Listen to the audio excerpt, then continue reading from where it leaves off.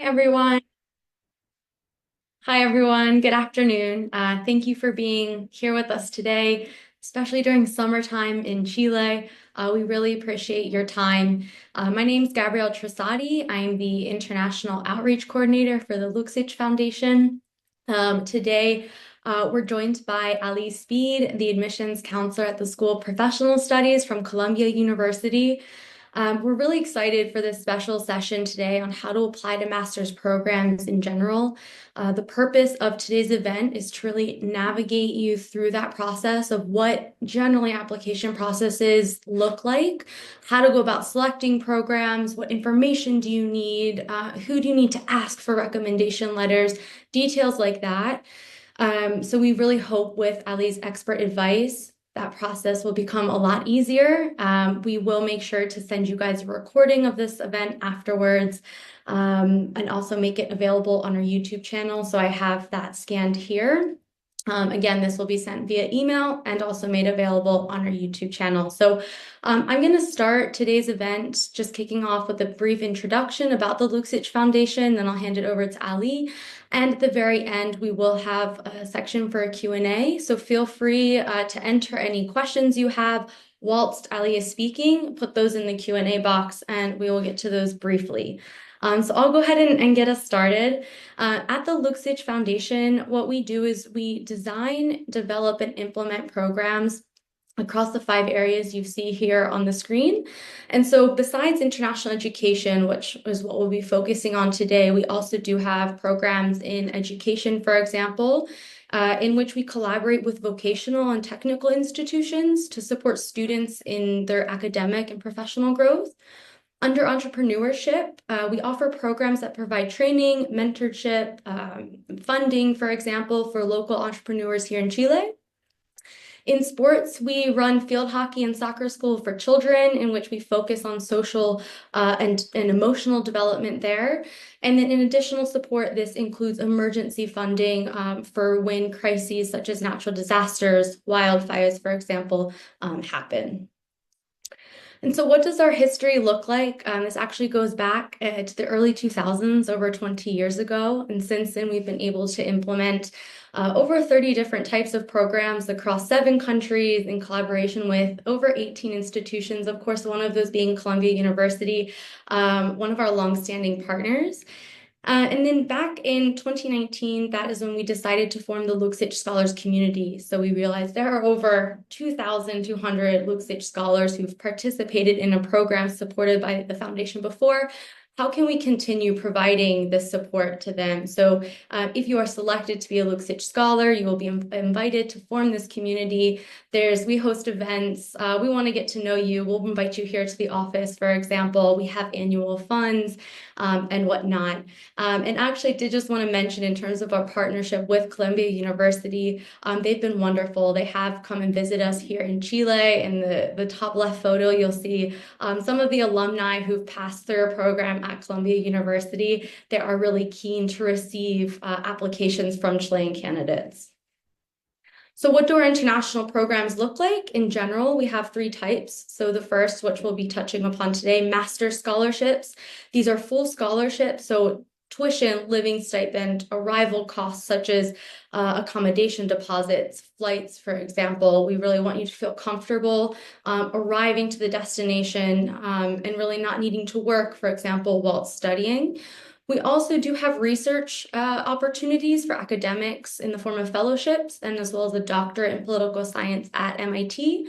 And lastly, we also offer courses in Chile, which are shorter certification programs in which we invite international experts to come and provide these certifications here in the country.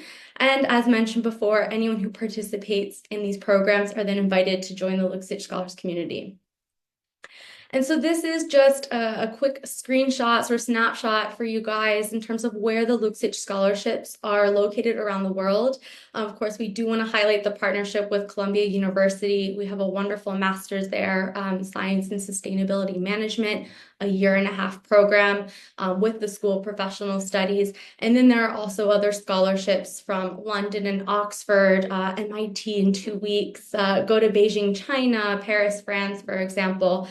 These will generally be related to sustainability, public service, and/or data. And just lastly, how does one access the Luksic scholarships? So if you're applying for any of the scholarships that we have available, you must first understand the admissions and selection criteria for the programs or program of your interest. So for example, at Columbia, the Master of Science in Sustainability Management, you'll need to log onto their website, see what their requirements are. If you fulfill those requirements, apply to the program and scholarship via the university. They're the ones who unilaterally manage these processes, and then you'll await a response essentially from them as well. As the foundation, we're actually the last to see who has been selected as Luksic Scholars. So I will leave it there. Thank you guys again for your time, and I will pass it over to Ali at how to apply for master's programs. Oh, Ali, I think you're muted.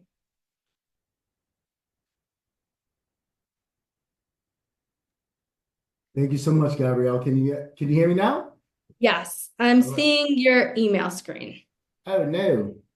Sorry about that. That's not part of the presentation. All good. All is good. Okay, so we want to share with us the presentation that we have. Perfect. Everything good? Yeah, applying to graduate school, right? Yes. Excellent. And I do want to remind everyone there is a Q&A feature for you to use. So please utilize the Q&A as we go across this program presentation. At the very end, we will try to answer those questions for you. So just to give you a little bit of our agenda, right now what we're going to talk about is why graduate school, as well as identifying programs and schools. You notice I have Columbia SPS in parentheses, as that is the institution that I do represent. From there, we'll go into understanding the admissions policies, and that's something that's directed towards all graduate schools, as well as my school in particular. Same thing with providing application requirements. And then, you apply to a graduate school, you're admitted, what happens next? So we will go over that, and then we will also go over the Q&A feature with you guys. Once again, this information session is being recorded, and so a copy of this recording will go out to you folks later this week. So to hop right into it, let's talk about why would someone choose a graduate school.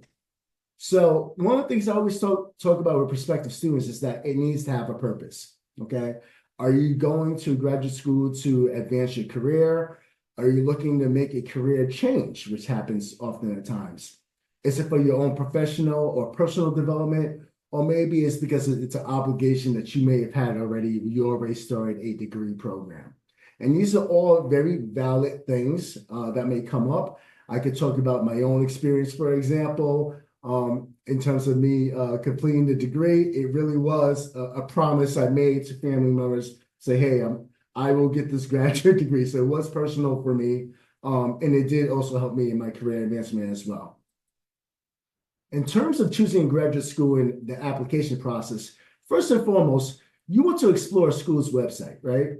And the reason why I tell you to explore a school's website is because often at times when I work in admissions, I will receive an email from an individual praising the school, talking about how great the school is. It's their lifelong mission to get accepted to the school.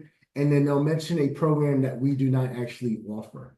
So to avoid that, you want to always explore a school's website. Explore the school's website, familiarize yourself with specific programs and what the application requirements may be for that program. So for example, if you were to apply to Columbia University, we have a number of schools, we have a number of programs that you will apply to. And so what might be good if you were applying to, say, sustainability management as a program may not necessarily be the same requirements that you need for, say, construction administration. So you do want to make sure you are familiar with the programs at the school as well as the application requirements. I also highly recommend that you attend any upcoming information sessions and events that the school may host. Now, obviously, depending on the geographic location where you are, you want to investigate to see, hey, are they offering an online option for me? Is there a way for me to visit the school virtually?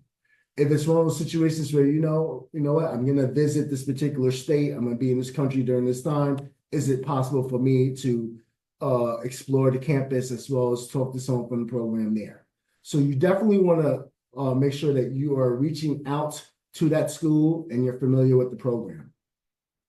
From there, you want to upload any materials that are permitted to be uploaded by the applicant. And I say that because there's certain requirements where obviously in terms of like an official transcript, a student can't upload an official transcript. So if your school gives you an official transcript and it's in a sealed envelope, the moment you open that envelope, it's no longer considered an official transcript. So you do want to make sure you are familiar with what documents you can upload and what other documents need to be sent directly from your institution. A lot of schools do require an application fee, and so you want to explore that to see what the application fee is. You want to see is there potential for me to get an application fee waiver? Some schools do offer that. Not every school does, but you definitely want to look into that if that's something that can lower the cost of the institution for you. You want to review all parts of the application and read all instructions to make sure that you are answering questions correctly and you are uploading the documents that you need. And then, of course, you always want to contact the financial aid department of that particular institution. So for us, we call it the Student Financial Services, and you want to contact them just to understand what the financial aid process is, as well as any scholarships or opportunities that might be made available for you. Now, I mentioned before, different schools have different programs. I do represent Columbia University's School of Professional Studies. And as you can see from the screen, we do have 18 different master's degree programs, and we are focused on emerging market needs. Okay, so what that means is that we have a very practitioner-oriented degree program. And by practitioner-oriented, what we're trying to ensure is that the professors are not necessarily someone like me who's teaching out the textbook. It's someone who can make that transition for you from academics to your career path. So a lot of our professors are actually industry professionals that are involved in this program. We do also offer 18 different certificate programs as well. And we do have different models in which you can take your courses. Now, as an international student, if you decide to apply to us, some of this stuff might be a little tricky in terms of being on campus, asynchronous or synchronous. So you want to make sure that you are actually eligible. And we're going to talk a little bit about our DSO. We're going to talk a little bit about our international department to make sure that you fit the criteria for certain courses. Next is understanding the admissions policies. Okay, so it's very important that you understand admissions policies because each school is unique to themselves. So one of the things that's very, well, not unique with Columbia, but something that you might see that's common with a lot of top-notch schools in the States, at least, is that agents or consultants cannot be used for the purpose of creating or submitting any application materials. So what you want to do is you definitely want to be familiar with the admissions department, and you want to see what's accepted, what's not accepted. Same thing with letters of recommendation. They must be uploaded directly by the recommender and never by the applicant. Now, this may vary from school to school, but often at times, as an admissions counselor, I will receive a letter of recommendation from an applicant, and then I have to tell them, we actually have a whole process. They need to follow the process. You cannot send me their recommendation. I need to know that's coming directly from them. Another thing that may or may not be unique to us is the video essay response. Our school does require a video essay. Not every school does. But if you do have a video essay, it's not something that you're really supposed to prepare for because it's supposed to be something that's random. And so they really want to make sure that you either understand whatever the question is. They want to see how you respond to certain things. You want to see how your ability to think. With us, the best recommendation I have is that you want to make sure you are in a quiet, comfortable environment. You know your video works.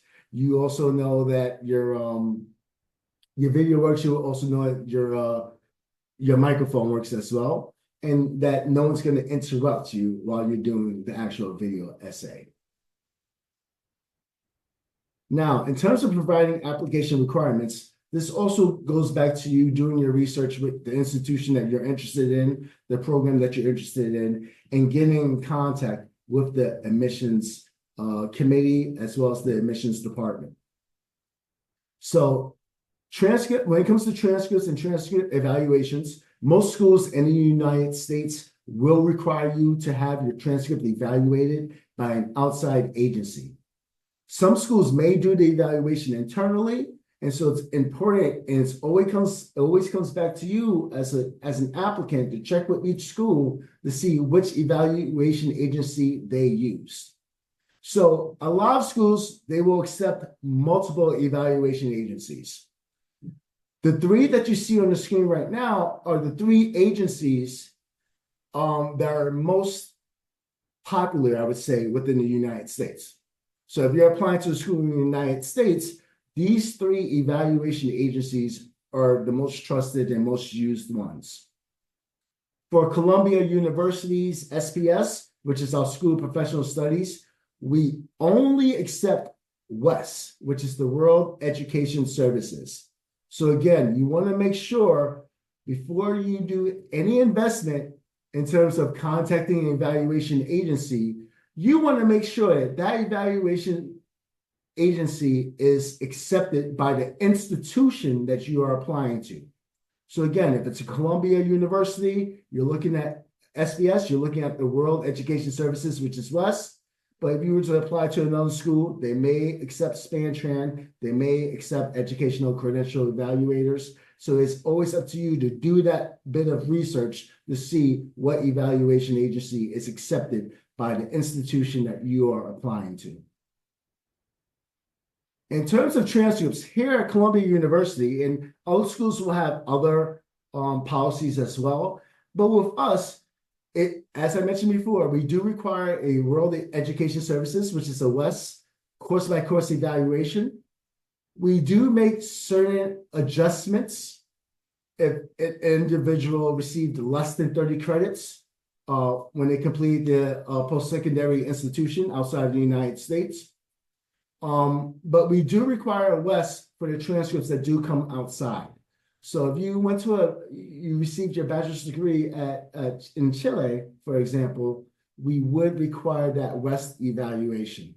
Some of you may have gone to school overseas, and so again, depending on where you are, you definitely want to check in with that institution that you are applying to in terms of what they will accept, whether or not they will do their own internal evaluation, or if you need to use an outside agency like WES, for example. With us at the School of Professional Studies, we do require an official domestic transcript upon admittance to the program. So when students are first applying, we will look at your undergraduate transcript, the unofficial transcript. And again, just to remind you, we talked about the difference between uploading a transcript on your own versus a school providing us with a transcript. We will look at your unofficial transcript, but once you are accepted into the institution, we will make it your responsibility to get in contact with your former institution to make sure that an official transcript is sent to us directly. Another process that we do have here at Columbia University, for example, and some other schools may have it as well, you would need to check with the school for their credential, is that we do require a resume. So we want you to submit an updated professional resume, and we want to make sure that your resume may be more than 1 page in length, for example. So the reason for this is that we actually have a very holistic approach to admissions. And so although we're looking at the grades, which is obviously why we're requesting your transcript and your evaluation, we also want to make sure that we have the most well-rounded individual who is applying to our programs, who are being admitted into our programs. So, another thing about graduate school is that you do have working adults, you have individuals who might have changed industries. And so a lot of times, someone might have graduated from college say 10 years ago, and that might not necessarily reflect who this individual is now. Sometimes you're able to make up where you didn't have in academics in terms of real world experience. So we do want to make sure we do have well-rounded students, and a lot of graduate schools in the States, they will require a resume.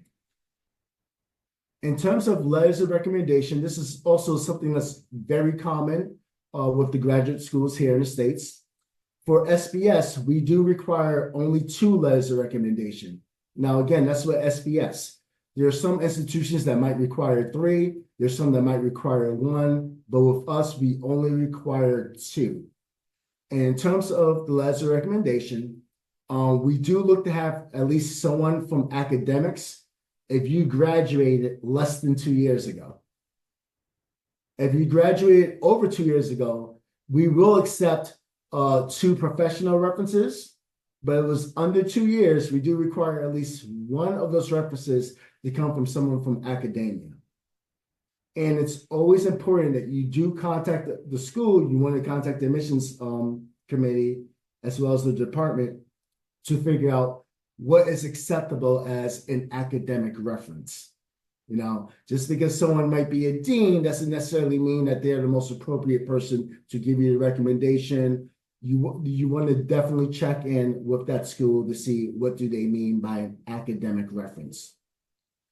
And again, with us, we do have different cues for your recommenders. So again, it goes back to the discussion we had earlier in terms of, you want to make sure you know what documents is acceptable for you to upload and what documents require a different path. So with us, our recommenders, they will receive an email with instructions on how they can provide that information to us. Essays. So a lot of graduate schools do require essays on different platforms. We do require one as well. So if you're looking at a school like us, what we're looking for is we want you to connect the dots for us. We want you to tell us how you've identified this program, how you identified this school, as well as what expectations that you have from us. You are investing your time, you're investing your money into our institution. We want to know, what do you need from us to make sure that you are successful postgraduate career? So again, it's about making that transition from academics to your career path. And that's something that you're able to articulate here in the essay for us. And it is very important because we do want to make sure that you are choosing the correct program. In terms of English proficiency, this is a must with many schools. With us, there are 2 forms or 2 exams that we will accept. We do accept the TOEFL. We also accept the IELTS. Again, you definitely want to check with the institution that you are choosing to apply to see if there's another method in which they will accept. With us, we only accept TOEFL. We only accept the IELTS. We do not accept Duolingo. I know it's very popular. There's some places that do accept it. Again, you definitely want to check with that institution. If you were to apply to Columbia University's School of Professional Studies, the minimum requirement for us would be 100 on the TOEFL, and that's the overall score, and also a 7 on the IELTS. And again, that 7 for the IELTS is an overall score. So you do not necessarily need to have that number under every section of that exam, but the overall score must be 7. And schools do have their own school report code.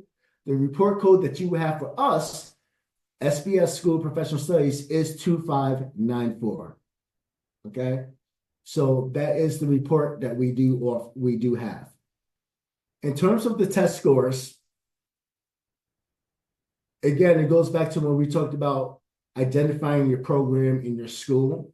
And the reason for that is because even though it's a graduate school, not every graduate school's program has the same requirement. So each program might have their own separate rules of requirements of what they accept. Some may require the GRE, some might require the GMAT. There are certain programs within SBS where you would need to take one of those exams. However, those exams are not a requirement for every single program. So again, when you visit the school's website and when you go directly to that program's website page, you want to see what are the requirements of that particular institution. Do they require the GMAT? Do they require the GRE? Do you need to take the MCAT? Do you need to take the LSATs? Those are things that you want to find out. If you decide to apply to us, and it's one of those programs that do require those scores, you have our information right up here. And again, this information session is being recorded, so you will have an opportunity to go back, revisit, and see what exactly are the email addresses to submit those scores, as well as what our school report may be. In terms of the video essay, and this is something that I mentioned before, because we do require a video essay with individuals. And in terms of the video essay, again, we want to see how you're able to articulate a thought or a concept. We want to verify it's actually you applying to us. And so we want to see where your mind is. And so the questions are random for us. Okay, so let's say if you're applying to sustainability management. Your question may or may not have anything to do with sustainability. And we do this, we want to make sure that, you're not using outside sources. We want to know who you are as an applicant. Again, we're looking for the most well-rounded students that we could possibly find.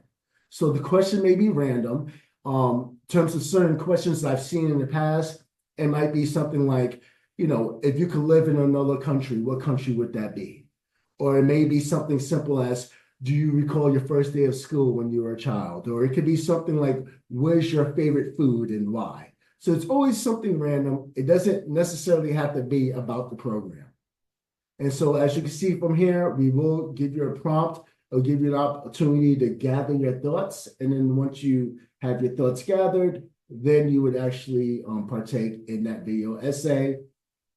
And we do ask everyone to use the Chrome browser if you're able to do so. Next steps. So you did it, you went through all the hard work, you've identified the school, you identified a program, you applied, you met the requirements, and you've been accepted. What do you do next?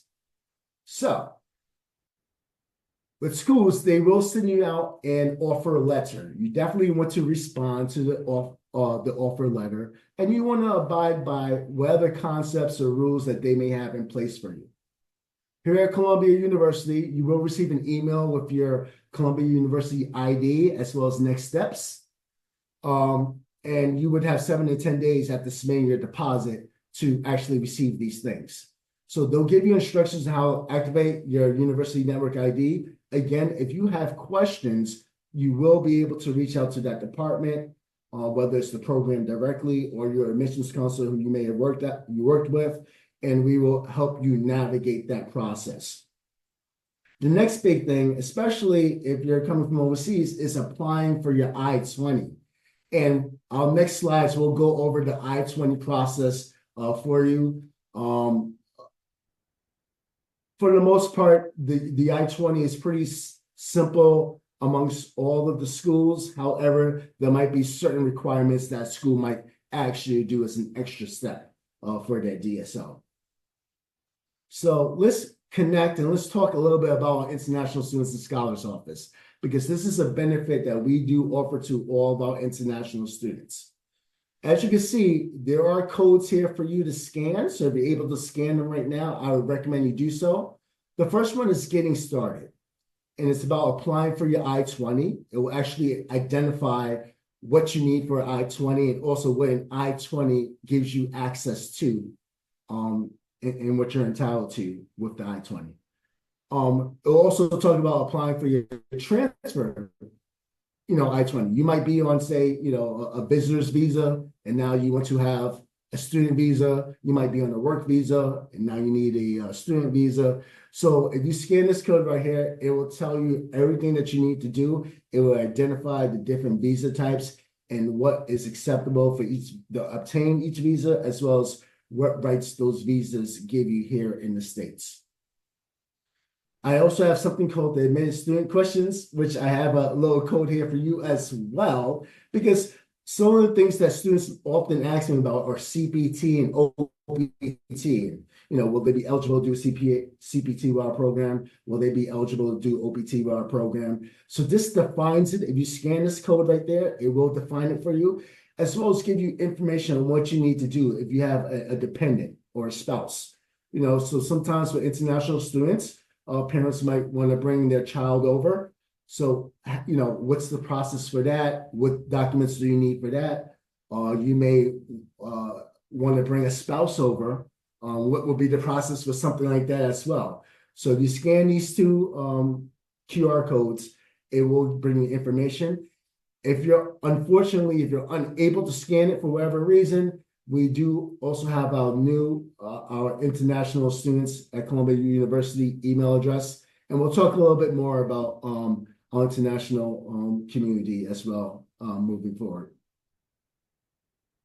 In terms of funding your degree, now that you've been accepted to the program, we do have a QR code right here that will get you in contact with our financial aid department. We call it Student Financial Services with our school. Other schools might call it something different, but we serve the same purpose.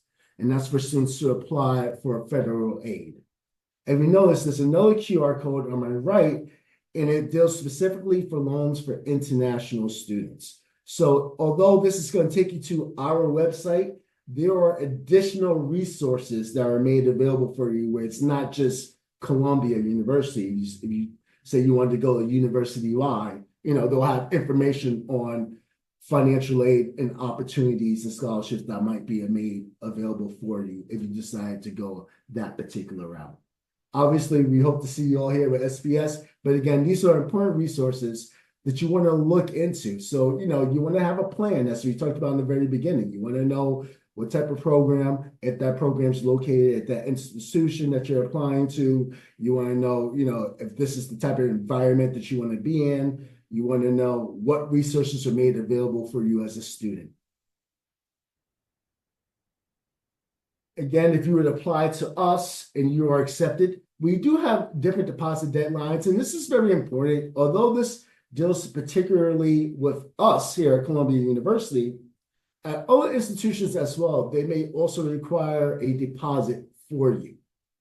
What's important and what I want everyone to take away from this is if you look at those dates, it's one of those things where the sooner you apply, the more time you have to create the logistics needed to enter this particular institution.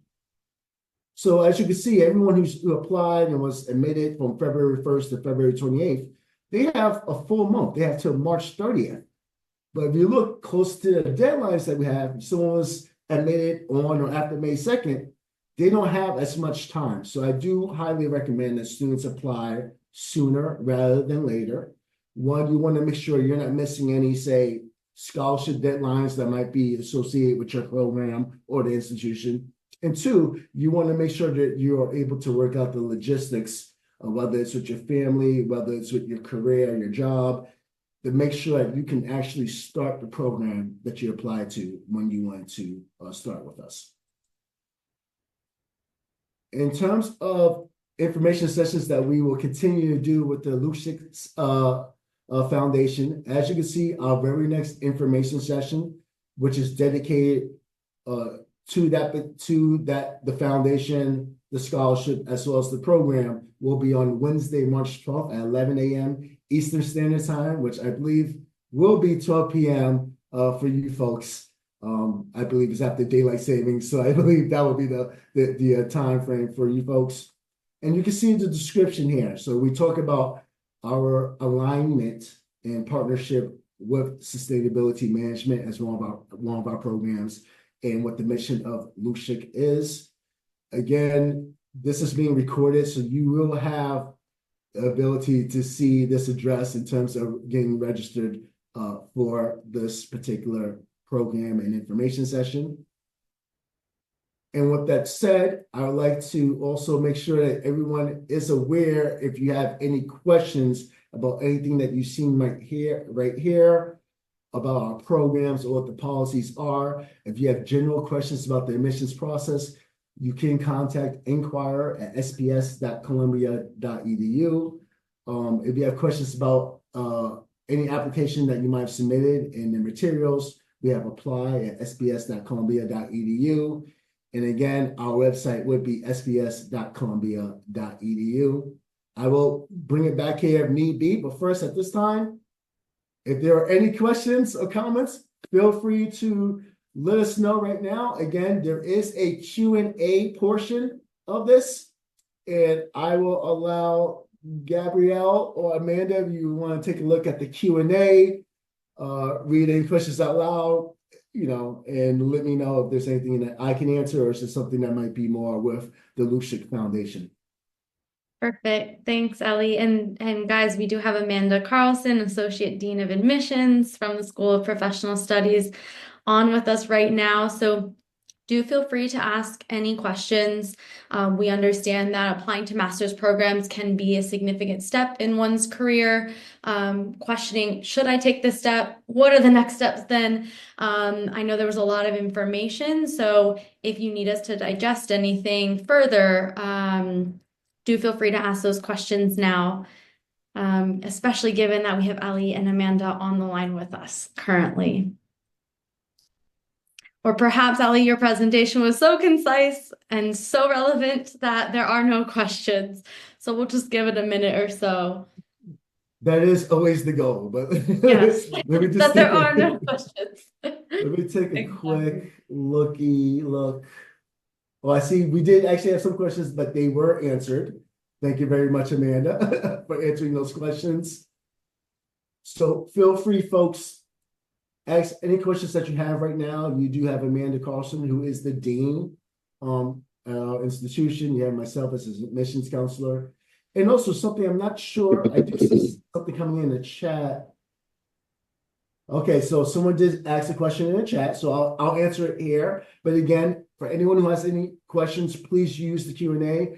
The only reason why we say that is we want to make sure that we want to ensure that we're able to see those questions. We don't want to miss anything by accident. So someone wrote, how long in average takes the application until the final admissions? So that would vary by school to school. However, with SPS, once you apply and you submit all the documents needed for a review, you're looking at approximately 6 weeks to receive a decision from us. If you're lucky, and depending on the program, you might hear back from us sooner. But otherwise, we are averaging in at around 6 weeks to hear back from us. And once you do hear back from us, we will also have instructions on the next steps. So it's things that you need to do to get in contact with your academic advisor.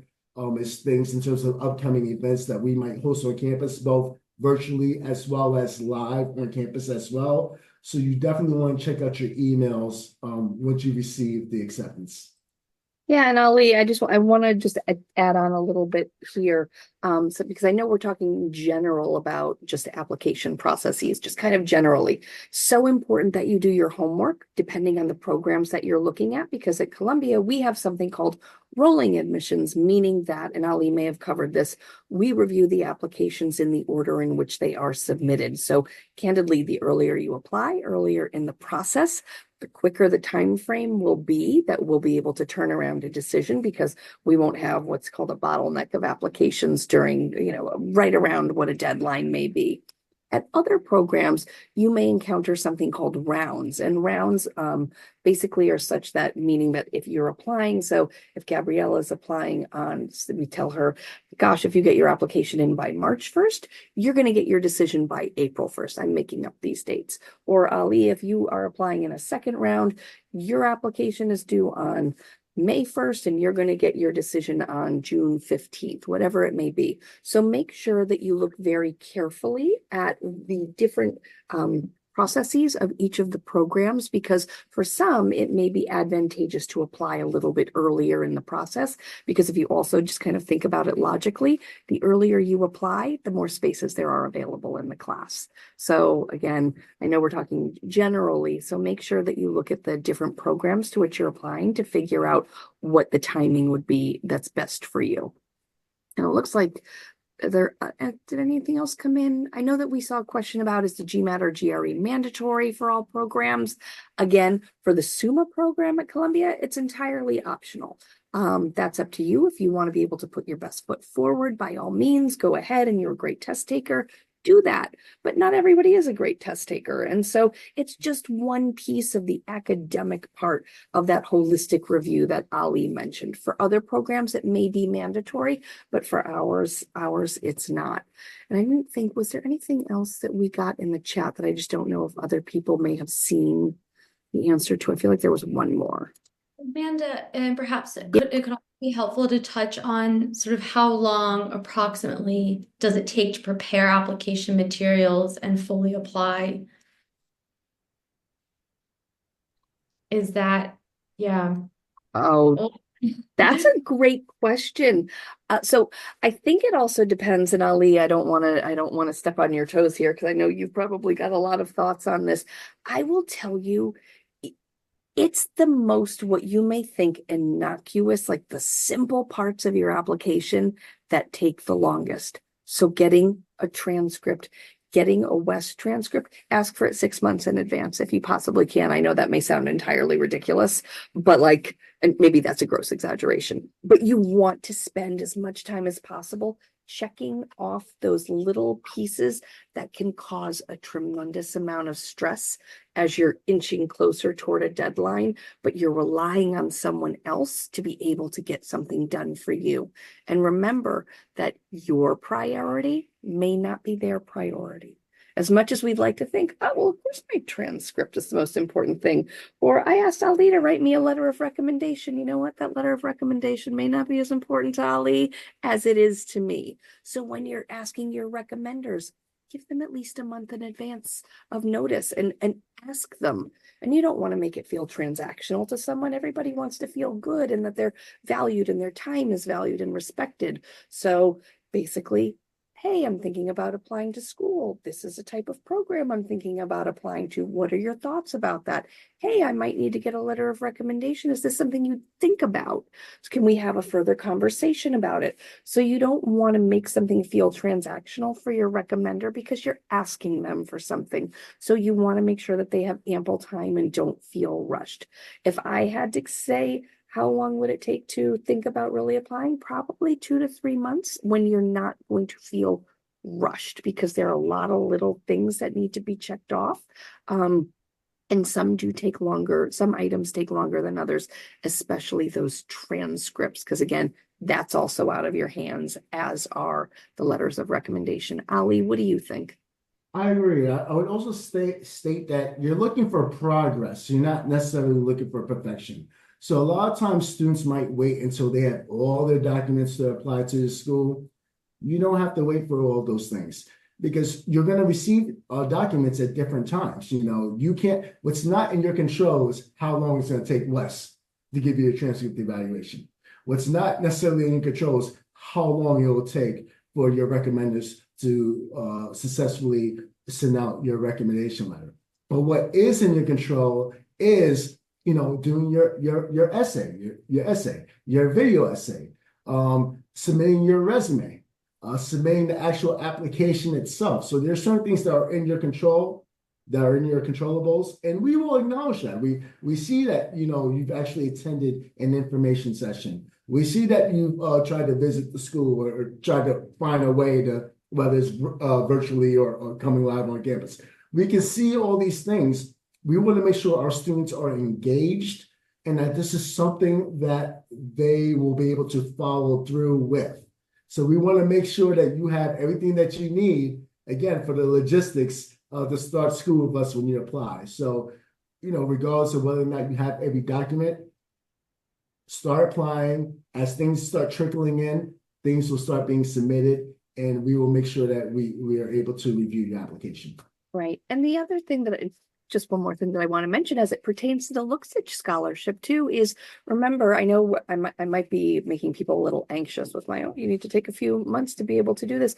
If you're just learning about it now and you think that the time is right for you now, absolutely apply. I mean, you're not going to know, you're not going to have a chance unless you do apply. Now, The deadline for the Luksic Scholarship is going to be moved until March 31st.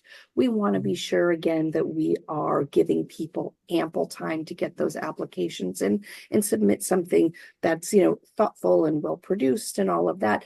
Essays, look, you all can do an essay over a weekend. You're here, you've gone to an information session, you know why you're going to apply for this. So the essays are the least of it. Don't let something like that kind of set you back or think, okay, I really should apply next year. If the time is right for you now, that's great. And we're going to do everything we can to accommodate that. So to that end, we're also going to push the deadline back to March 31st. So just want to make sure that that's something that we're mentioning here as well. And I do see a question that did come in. Someone wrote, I finished my program at the university more than 2 years ago. That means the 2 reference letters I will need are from team leaders at work. So just to kind of answer that, a brief overview. In terms of professional references, we are looking for either current or former managers or supervisors for your program. If you have a particular question of whether or not someone will fit into that particular category, feel free to reach out to us and we will help clarify what that means for us. But just as a general overview, just remember, you want to look at someone who's either current or former supervisor or manager. And it may or may not have anything to do with the type of work that you're doing towards that particular program. Again, these are just professional references that we are looking at. If you're someone who's, say, more seasoned professional out there, so you've had some work experience, and that's what we're looking at. Yeah, I think additionally, we want you to get the recommendation from someone who's going to write you the best possible endorsement. That's what we want for you. So you want to get those people who, again, are actively invested in you. And so, as Ali said, we have a little bit of flexibility there with the who of who's writing that recommendation for you. There's a couple more questions that came in, and one of them is it possible to submit an updated TOEFL score after you complete the application? You could. I'm not necessarily sure. Again, I think that would really have to be on a case-by-case basis. If you have met the minimum threshold already of the TOEFL score, candidly, I wouldn't spend time, effort, and energy on that. I would spend more time, effort, and energy on getting to know the team, on getting to submit the best part of the other parts of the application, and really just getting prepared for hopefully an interview that you may have for the Luksic Scholarship. And again, related to that, the question is, if I apply and I am accepted into the program, but I don't get a scholarship, is it possible to maintain the acceptance for the following year? And the answer is yes, of course. So what we would do is we would have you send in a request to defer your offer of admission. Offers of admissions can be deferred one time up to 1 year. So you would absolutely be able to do that if the scholarship is really the only way that you would be able to come to SPS. So if that's what you would want to do, we will happily have you defer for a year. Perfect. Thank you, Amanda and Ali. That seems to be all of the questions. And yes, Ali, thank you. Perfect for placing the contact information for the School of Professional Studies if you guys do need to get in contact with the Office of Admissions. As you can see, the team here is wonderful, very open to receiving any questions you have. We really thank them for their time. And as a reminder, the Luksic Scholarship specifically at Columbia University, that new deadline is March 31st. We will update our website and send some emails about that as well. We'll also, again, send you a recording of Ali's presentation, or a copy of the presentation, and then a recording of this session. So we hope that you guys have all the information you need on hand to go about applying. We really wish you the best of luck. We're excited to meet the next Luksic scholars, and we'll leave it there. Thank you so much. Thank you, Ali, and thank you, Amanda. Thanks, Gabrielle. It's great to see everyone. Take care, everyone. You as well. Take care, folks.